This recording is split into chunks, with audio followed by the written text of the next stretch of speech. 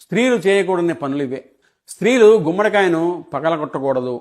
అలా చేయడం వల్ల గర్భసంచి కిందకి జారిపోయే అవకాశం ఎక్కువగా ఉంది.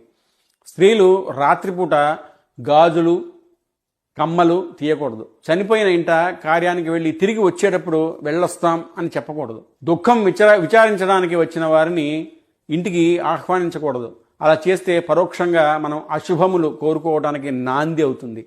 స్త్రీ ఉదయం లేవగానే కంటి పుసులు తీసుకోకుండా ఏ పని చేయకూడదు. అలా చేస్తే ఇంట్లో దరిద్రం తాండవిస్తుంది.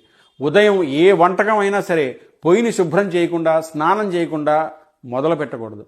మెడలో తాళిబొట్టుకి పసుపు రాయకుండా అస్సలు ఉండకూడదు. తాళిని తీయకూడదు. చీటికి మాటికి అలిగి కంట నీరు పెట్టుకోకూడదు. గృహిణి ఆ ఇంటి లక్ష్మి కాబట్టి ఇంట్లో దరిద్రాన్ని కొని తెచ్చుకోవడమే అవుతుంది. తస్మాత్ జాగ్రత్త. హలో బదులు జై శ్రీరామ్ అనండి. ప్రతి హిందువు జై శ్రీరామ్ అని కమెంట్ పెట్టండి.